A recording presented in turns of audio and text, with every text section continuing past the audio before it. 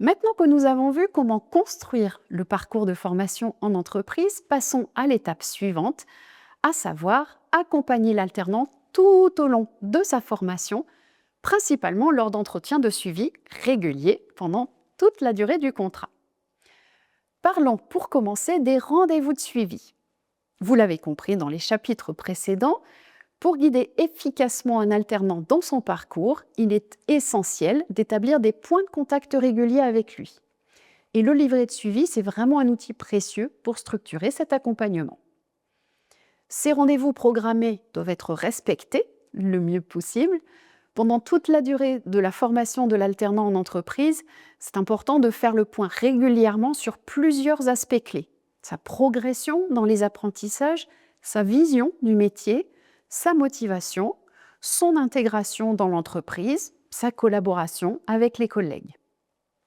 La fréquence de ces rendez-vous, elle peut évoluer avec le temps. Généralement, on commence par un rythme hebdomadaire, puis on passe à 3 fois par mois, enfin à 2 fois par mois. Et cette cadence, elle doit être adaptée aux besoins spécifiques de chaque alternant, bien sûr. Cette organisation, elle peut vous sembler rigide, mais elle n'exclut évidemment pas les échanges informels, au contraire, vivement encouragés.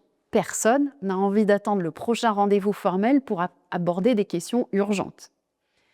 Cependant, les rendez-vous planifiés, ils offrent un espace dédié pour prendre du recul par rapport au quotidien.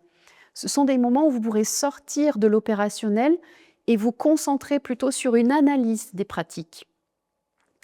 Si votre alternant il suit un rythme de formation qui l'éloigne de l'entreprise pendant plusieurs semaines, prévoyez ces points avant son départ. Ainsi, vous pourrez faire un bilan des acquis pendant la période en entreprise, ce qu'il maîtrise, ce qu'il doit encore travailler lors de son prochain retour et pourquoi. Vous pourrez vous assurer qu'il ne part pas avec des ressentis négatifs non exprimés qui pourraient nuire à votre relation. Et vous pourrez lui présenter les perspectives pour sa prochaine période en entreprise, les objectifs, les apprentissages prévus, etc.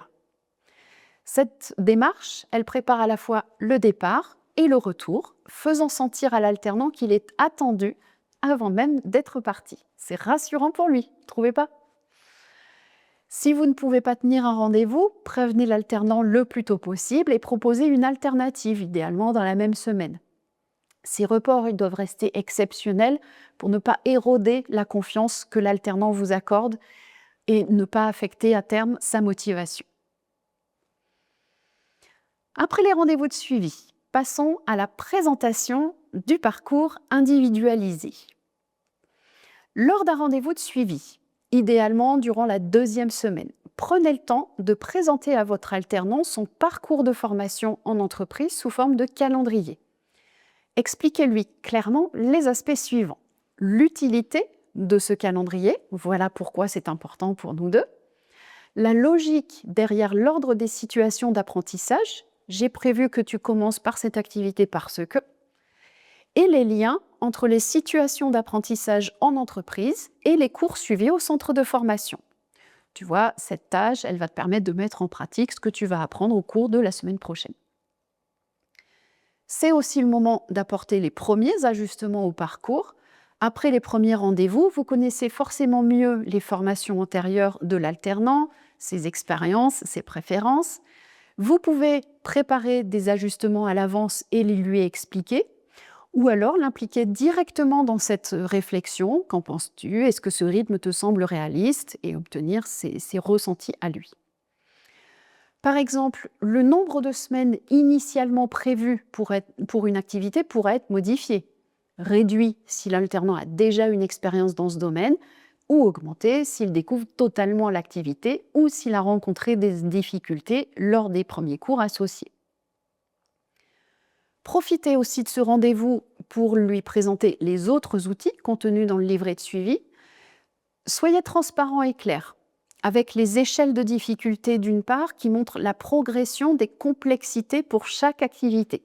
Dans le sens, tu vois, on va commencer par des situations simples comme celle-ci, puis on augmentera progressivement la difficulté. Et aussi avec les grilles d'évaluation utilisées pour mesurer sa progression dans les apprentissages. Voici comment on va évaluer ensemble tes progrès. De fil en aiguille, L'un des objectifs est de favoriser la prise de recul sur les apprentissages. En effet, ces rendez-vous de suivi ne sont pas de simples revues des apprentissages, mais bien des moments privilégiés pour aider l'alternant à développer, attention, mot savant, sa réflexivité. L'instauration d'un certain rituel dans leur déroulement aidera chacun à les préparer efficacement. Voici un exemple de structure pour ces rendez-vous. Vous commencez par évaluer l'atteinte des objectifs fixés lors du précédent entretien. La dernière fois, on s'était mis d'accord sur où en es-tu aujourd'hui. Vous examinez chaque activité prévue au parcours et questionnez sa réalisation. Qu'est-ce qui explique la réussite de cette tâche selon toi? Quels facteurs ont contribué à la difficulté que tu as rencontrée? Vous aborderez, si nécessaire, des questions périphériques, les relations avec des collègues, le comportement, la ponctualité, l'assiduité et autres points restés en suspens. Ceux-ci peuvent être le reflet d'un manque de motivation, donc ils sont tout aussi importants que les compétences. Toujours lors de ces rendez-vous de suivi, vous définirez les objectifs pour la période à venir. Pour les 2 prochaines semaines, je te propose de te concentrer sur, etc. Vous rédigerez ensemble le compte-rendu de cet entretien en faisant apparaître les engagements respectifs et en le signant. Et vous archiverez ce compte-rendu dans le livret de suivi. L'ordre de ces points peut être adapté, bien sûr. Il peut être judicieux de traiter en début de rendez-vous une question périphérique qui, si elle n'est pas abordée, risquerait de perturber le déroulement de l'entretien. Ces aspects périphériques, des retards, une trop grande timidité, ça ne relève pas toujours de votre simple observation, mais elles ont pu vous être rapportées par d'autres collaborateurs. Abordez alors le sujet en recueillant son point de vue et sans accuser. J'ai remarqué, qu'en penses-tu? Nous verrons un peu plus tard dans ces cours la façon de conduire un entretien de remédiation. Pour que ces échanges favorisent réellement la prise de recul de l'alternant, votre posture doit intégrer 3 dimensions essentielles. La qualité relationnelle. Vous ferez preuve d'une écoute authentique, vous respecterez la parole et les temps de réflexion de l'alternant, soyez vraiment présent. Deuxième dimension, les techniques de communication. Optez pour un questionnement qui facilite l'expression et qui permet d'approfondir. Pensez à la reformulation. Si je comprends bien, tu veux dire que. Et troisième et dernière dimension, c'est le contenu de la communication. Parlez-lui dans un langage qu'il comprend.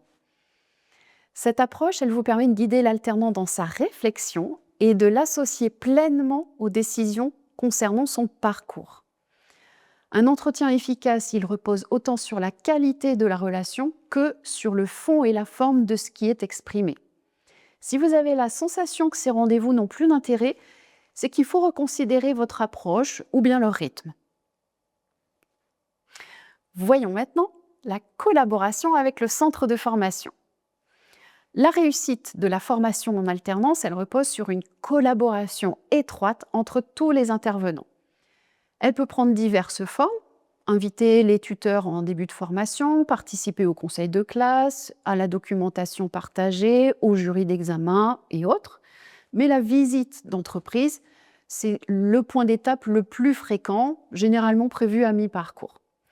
Cette visite, ce n'est pas une simple formalité, mais un moment à forte valeur pédagogique qui bénéficie à tous les acteurs de la formation. Les objectifs, ils sont multiples. Vous allez favoriser une découverte mutuelle du centre de formation et de l'entreprise, voilà comment nous travaillons ici. Vous participerez à identifier les besoins du métier, ses évolutions, les besoins en formation. Vous pouvez dire, dans notre secteur, nous voyons émerger telle tendance. Bien sûr, vous ferez le point sur l'évolution des alternants en utilisant le livret de suivi.